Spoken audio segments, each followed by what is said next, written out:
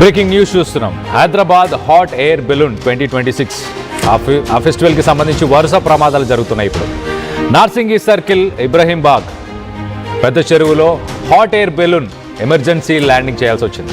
Technical ఇష్యూతో చెరువులోకి దిగిపోయింది ఆ హాట్ ఎయిర్ బెలూన్. సమాచారం తెలుసుకొని స్పాట్కి వచ్చారు.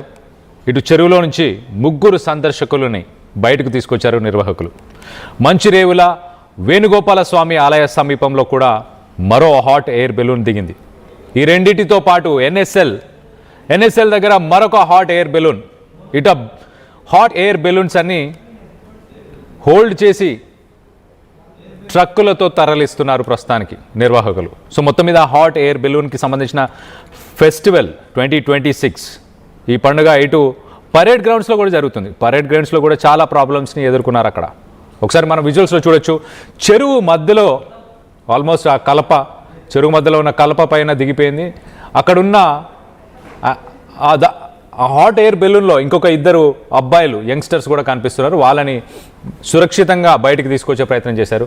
సో ఇంగ్లాండ్ నుంచి ఈ బెలూన్స్ని ఫ్లై చేయడానికి పైలట్స్ని తీసుకొచ్చారు. మనం విజువల్లో చూస్తున్నాం. ఇంగ్లాండ్ నుంచి వచ్చిన పైలట్ మొత్తానికైతే ఒక టెక్నికల్ ఇష్యూ ద్వారా మరి ఆ హాట్ ఎయిర్ బెలూన్లోకి గ్యాసెస్ ద్వారా ఒక వేడి గాలిని నింపుతారు. దాంతో అది లిఫ్ట్ అవుతుంది.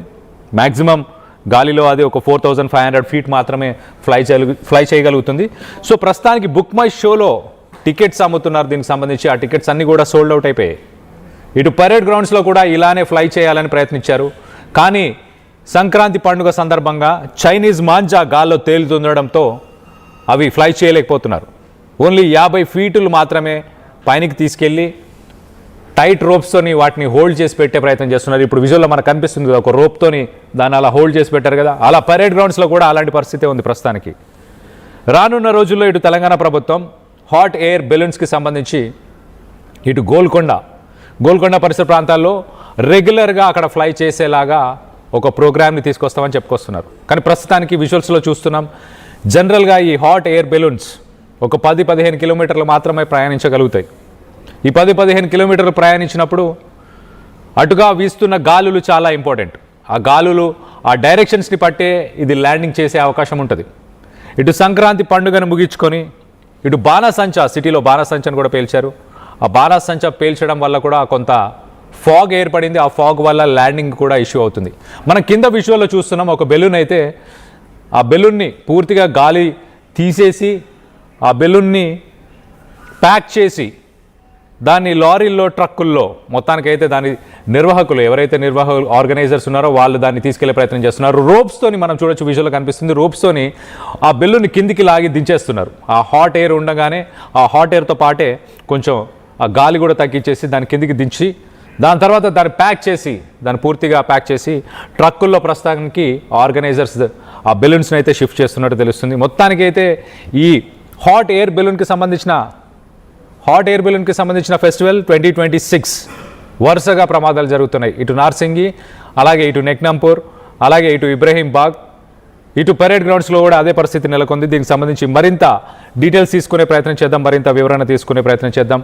మా ప్రతినిధి నిర్మల ఉన్నారు. నిర్మలతో మాట్లాడి తెలుసుకునే ప్రయత్నం చేద్దాం. నిర్మల, చెప్పండి, ఈ హాట్ ఎయిర్ బెలూన్స్ ఇలా ఎమర్జెన్సీ ల్యాండింగ్ చేయడానికి గల కారణాలు ఏంటి? ఆర్గనైజర్స్ ఏమంటున్నారు? ఎస్ కళ్యాణ్, ఇక్కడైతే మరి ఎయిర్ బెలూన్ కొంచెం టెక్నికల్ ప్రాబ్లమ్స్ వచ్చాయి అని చెప్పేసి కూడా చెప్తూ ఉన్నారు. ఈ టెక్నికల్ ప్రాబ్లమ్స్ కూడా రావడంతో ఎయిర్ బెలూన్ ఆ బెలూన్ నెంబర్ కూడా మనకు 14 బెలూన్ నెంబరు, ఆ 14 నెంబర్ బెలూన్ ని మాత్రము మణికొండలోని అది అక్కడ నెక్నాపూర్ చెరువు వద్దనైతే అక్కడ నార్సింగ్ సర్కిల్లో అక్కడ ల్యాండ్ చేయడం కూడా జరిగింది. అత్యవసరంగా కూడా అక్కడ ల్యాండ్ చేయడంతో దాంట్లో మాత్రం 3 ప్రయాణికులు ఉన్నారు. ప్రయాణికుల్ని మాత్రం సురక్షితంగానే బయటికి తీయడం జరిగింది. అక్కడ నుంచి మొత్తం కూడా వాళ్ళకి సంబంధించినటువంటి ట్రక్కులను కూడా వాళ్ళు తీసుకెళ్లిపోవడం కూడా జరిగింది. కాకపోతే ఇది సాంకేతిక లోపం జరిగింది అని చెప్పేసి చెప్తూ ఉన్నారు. టెక్నికల్ ప్రాబ్లమే అయ్యింది అని చెప్పేసి చెప్తున్నారు. ఈ hot balloon hot air balloon programme మాత్రము కొత్తగా ఒకటి ప్రతి సంవత్సరం కూడా కొత్తగా చూపిద్దాము జనాలకి అని చెప్పేసి కూడా ఆ తరుణంలోనే దీన్ని నిర్వహించారు తెలంగాణ ప్రభుత్వం అయితే.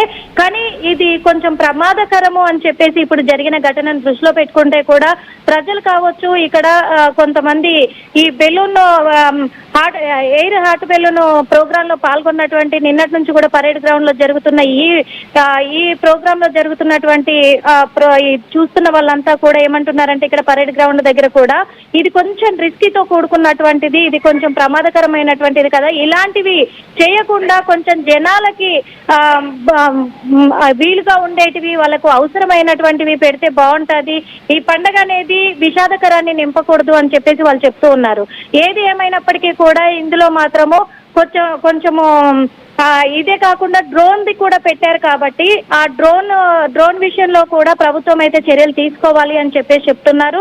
ఇది రెండో రోజు, మరి ఈ రోజు కూడా ఈ రెండో రోజు జరిగిన దాంట్లో కూడా ఈ ప్రమాదం మాత్రం నిన్న జరిగింది. నిన్న సాయంత్రము పరేడ్ గ్రౌండ్ నుంచి బయలుదేరాయి బెలూన్స్. అక్కడికి పరేడ్ గ్రౌండ్ నుంచి అక్కడ బయలుదేరిన తరుణంలోనే మణికొండ ఏరియాకి వెళ్ళేసరికి కూడా చెరువు వద్దకు వెళ్ళేసరికి కూడా కొంచెం టెక్నికల్ ప్రాబ్లం రావడంతో అది ముందుగానే గమనించినటువంటి సిబ్బంది సురక్షితంగా ల్యాండ్ చేయాలనే ఇదితోటి చెరువు ప్రాంతంలో కూడా ల్యాండ్ చేయడం జరిగింది. కాకపోతే ఇక్కడ ఏ ప్రమాదం జరగలేదు, ఎవరికి ఎలాంటి ప్రమాదము సంభవించలేదు కాబట్టి ఇది సాంకేతిక లోపం కిందే పరిగణిస్తున్నారు. కాబట్టి ఒకవేళ ప్రమాదం జరిగి ఉంటే మాత్రము ఇది చాలా ఘోరంగా ఉండే పరిస్థితి అని కూడా తెలుస్తూ ఉంది. కాబట్టి ఆందోళన అయితే నెలకొంది, ఖచ్చితంగా నెలకొంది. ఎందుకంటే అందరూ భయపడ్డారు. అటు బెలూన్ లో ఉన్నటువంటి ఆ ముగ్గురు భయపడ్డారు, ఇటు దాన్ని నిర్వహిస్తున్నటువంటి నిర్వాహకులు కావచ్చు, ట్రావెల్ చేయిస్తున్నటువంటి వాళ్ళు కావచ్చు, వీళ్ళంతా కూడా ఏం జరుగుతుందనే కోణంలో కాసేపు ఆందోళన అయితే ఇక్కడ నెలకొందనే చెప్పుకోవచ్చు. ఆ కొద్దిసేపటి తర్వాత వెంటనే సహాయక చర్యలు చేపట్టడంతో కూడా అక్కడైతే హోల్డింగ్ చేసి ట్రక్కుల ద్వారా మొత్తం కూడా తరలించడం జరిగింది బెలూన్లన్నిటినీ. ఇక్కడ నుంచి ప్రస్తుతము మొత్తం బెలూన్లన్నిటినీ తరలించేసి ఇక్కడ మొత్తము ఇప్పుడు ప్రశాంతమైన వాతావరణాన్ని నెలకొనేలాగా చేసింది సిబ్బంది అంతా కూడా అని చెప్పుకోవచ్చు. మొత్తానికి ప్రమాదం తప్పింది, ఊపిరి పీల్చుకున్నాము అని చెప్పేసి అధికారులు కానీ అక్కడ స్థానికులు కానీ ఆ బెలూన్ లో ఉన్నటువంటి వాళ్ళు కానీ ఆ ముగ్గురు కూడా మొత్తానికి సురక్షితంగా బయట పడ్డాం కాబట్టి ఊపిరి పీల్చుకున్నాము, ఏదైనా జరిగి ఉంటే అనే ఒక సందిగ్ధంలో పడిపోయి ఉన్నారు, మొత్తానికి ఊపిరి పీల్చుకున్నారని చెప్పొచ్చు. కళ్యాణ్.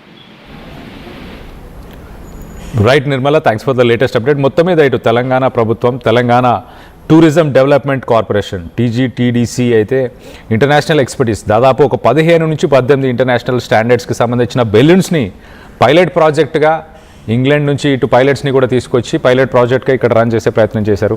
కానీ ఈ ఫ్లైట్లు మాత్రం ఏవైతే ఇటు పరేడ్ గ్రౌండ్స్ నుంచి ఇటు గోల్కొండ వైపు ప్రయాణించిన సమయంలో దాదాపు 8 నుంచి 13 కిలోమీటర్ల తర్వాత ల్యాండింగ్ అనేది కొద్దిగా కష్టం జరుగుతుంది, కష్టకాలంగా ఉంది. వీళ్ళకి టెక్నికల్ ఇష్యూస్ వస్తున్నాయి, అలాగే వీచే గాలులు కూడా కొంత ఇబ్బంది పెడుతున్నాయి. ఇటు సంక్రాంతి సందర్భంగా ఇటు చైనీస్ మాంజా కూడా ఒక రకంగా థ్రెట్గా మారింది అంటూ ఇటు నిర్వాహకులు చెప్పుకొస్తున్నారు.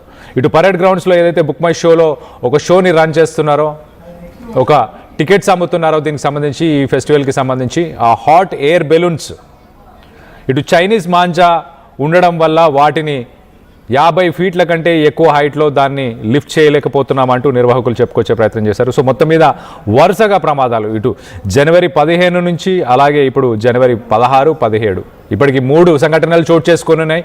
రేపటికి ఈ హాట్ ఎయిర్ బెలూన్కి సంబంధించిన ఫెస్టివల్ రేపటితో ముగిసిపోబోతుంది.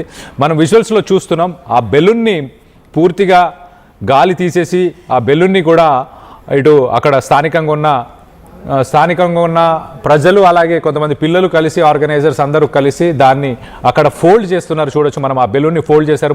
ఆ లేక్ పైన ఉన్న కలప మీదనే అది ల్యాండ్ అయింది. దాన్ని విడి భాగాలుగా ఒక్కొక్కటిగా విడదీసి ఆ భాగాలన్నింటినీ కూడా మొత్తానికైతే ఒక ట్రక్లో ఎక్కించుకొని వాటన్నిటిని తీసుకెళ్లే ప్రయత్నం చేస్తున్నారు. సో మొత్తం మీద ఇటు పైలట్ ప్రాజెక్ట్కి ఆటంకాలు అయితే కంటిన్యూస్గా వచ్చాయి. సో ఈ ప్రాజెక్ట్ని మరి కంటిన్యూ చేస్తుందా తెలంగాణ టూరిజం డెవలప్మెంట్ కార్పొరేషన్? దీనికి సంబంధించి మీరేమనుకుంటున్నారు? మీ అభిప్రాయాలను కింద కామెంట్ రూపంలో తెలియపరచండి.